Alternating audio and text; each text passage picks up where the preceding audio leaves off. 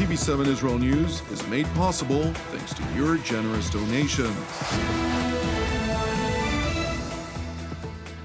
Shalom, good evening. This is TV7 Israel News broadcast to you from Jerusalem. And in today's top stories, thousands of Iranians flood the streets of Tehran in celebration of the 43rd anniversary of the Islamic Revolution. Russian ambassador to international organizations in Vienna, Michail Ulyanov, voices the understanding that nuclear talks with Iran must be successfully completed by the end of February. Israel's flag carrier El Al announces that it would not be able to maintain a full flight schedule to Dubai starting on Sunday due to disagreements over security arrangements in Dubai. German Foreign Minister Annalena Baerbock concluded a two-day visit to Israel today. From where she traveled to the country's southwestern neighbor Egypt. Prior to her departure, following her meeting with Israeli Foreign Minister Yair Lapid yesterday, Berlin's top diplomat met with Prime Minister Naftali Bennett at the Premier's office at the Kiryat, which is the IDF's headquarters in Tel Aviv. In a written statement that followed the meeting, the Israeli Prime Minister's office noted, quote, "The two discussed at length the security and regional challenges, especially the Iranian nuclear issue. The Prime Minister presented the Israeli position according to which signing a nuclear agreement with Iran would be a mistake that would endanger the entire region." He also emphasized that a target date must be set for the conclusion of the negotiations since their extension, even as the enrichment of uranium continues, only serves Iranian interests. Subsequently, after concluding her meetings with Israel's leadership in Tel Aviv, Minister Baerbock traveled to the West Bank city of Ramallah, where she met with Palestinian President Mahmoud Abbas and Foreign Minister Riyad al-Malki, respectively. We are happy that you are here, really. And we count on you, on your wisdom, on your energy. And Germany occupies a very warm spot in our hearts with all what you do, of your assistance, of your dedication. I hope you had also a good meeting with our president. Yes. I know he gave you all the warmth that you deserve.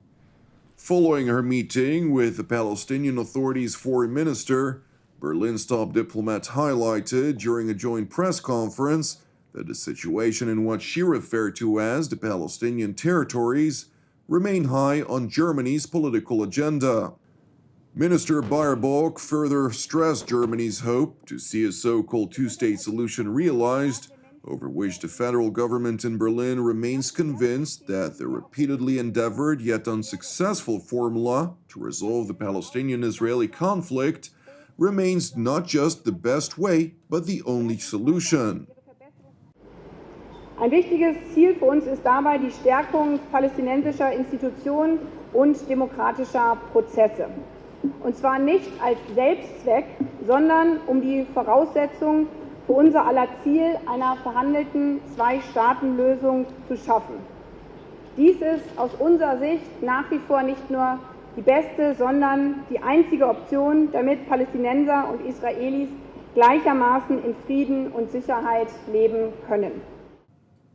Palestinian Foreign Minister al-Malki, for his part, reiterated Ramallah's declared aspiration to reach a negotiated solution to the decades-old conflict with Israel, all the while vehemently rejecting the use of violence.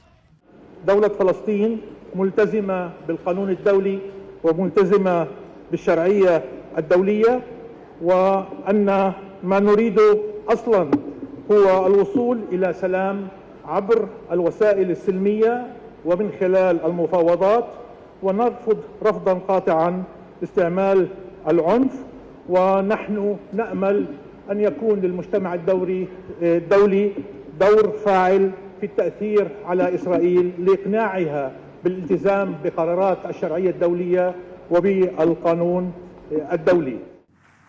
Meanwhile, Palestinian President Mahmoud Abbas pledged that his government would not let the Israeli targeted killing of 3 members of his Fatah's Al-Aqsa brigades earlier this week go unaddressed. despite information said to be relayed to the Palestinian security leadership, proving the three militants committed repeated drive-by shooting attacks against Israeli military and civilian positions. President Abbas, who serves as the chairman of the Fatah faction, asserted, quote, "We have no choice but to respond twice as hard to the exploitative Zionist occupier, for we have been attacked and did not commit the attack." It is worth mentioning that the Palestinian leader's remarks were made via an audio recording during a visit to the three terrorists' mourners tent by Fatah's deputy leader Mahmoud al-Alul. In other news, Israel's flag carrier El Al announces that it would not be able to maintain a full flight schedule to Dubai starting on Sunday due to disagreements over security arrangements in Dubai. In his statement, El Al further stressed that tens of thousands of Israelis who had already purchased tickets will not be able to fly. The carrier's announcement comes after Israel's security agency Shin Bet had voiced concerns, which it did not publicly detail, about arrangements at Dubai International Airport. It has further suggested that the Emirate of Abu Dhabi could serve as an alternative for the Israeli carriers should they no longer be able to fly to Dubai. However, industry officials said that was not a commercially viable option. Dubai airport authorities have not immediately responded to TV7's request for comment. It is worth mentioning that the reported disagreement was announced merely several days after the Emirati Defense, Interior, and Foreign Affairs Committee Chairman Ali Rashid Al Nuaimi visited Israel earlier this week, during which he attended a special session of the Israeli Parliament's Foreign Affairs and Defense Committee in Jerusalem. During the joint session of the committee, Chairman Bram Ben Barak voiced Israel's commitment to further deepen and expand upon the normalization agreement with the United Arab Emirates. The State of Israel is committed to the normalization agreement and intend to expand and deepen it in every area. Our relationship, the UAE and Israel, when we talk about the Abraham Accord agreement, we want you to look at the big picture. It's not a political agreement only. It's not an issue related to security and defense issue, no. It is an agent of change for the whole region. It is something that we look in the UAE, that we, with you, we want a full engagement in all sectors, with all stakeholders, to promote peace, security, stability, and prosperity in our region. While the so-called Abraham Accords have wide-ranging social and economic benefits, the Middle Eastern signatories of the accord face a common threat, namely the Islamic Republic of Iran. Consequently, with evident tailwind from Washington, security cooperation is deepening significantly between the signatories, including a notable defense pact that was signed last week between Bahrain and Israel. On the same day of the referred-to signing ceremony, Bahrain's Deputy Foreign Minister Abdullah bin Ahmed Al Khalifa addressed the annual conference of Israel's Institute for National Security Studies, during which he openly condemned Iran for its malign behavior throughout the region, thanked the United States for designating the Islamic Revolutionary Guards Corps as a terrorist organization, and emphasized the importance of clarifying issues related to the possible military dimension of Iran's nuclear program. The Kingdom of Bahrain welcomes the decision of our friend, the United States of America, to classify the Iranian Revolutionary Guards as a terrorist organization, stressing the importance of this step in confronting the dangerous role played by the IRGC as an element of instability, a factor of tension, and a tool for spreading violence and terrorism in the Middle East and the world at large. Meanwhile, in Tehran, thousands of Iranians flooded the streets of their capital today in celebration of the 43rd anniversary of the Islamic Revolution. While celebrations included motorcades and processions, as well as trampling and burning thousands of flags of the United States, Iranian President Ibrahim Raisi addressed officials who repeatedly interrupted his speech with chants of death to America, death to England, and death to Israel. Among others, the Iranian leader stressed that Tehran would never pin its hope on ongoing talks in Vienna aimed at reviving the 2015 nuclear agreement with the Islamic Republic.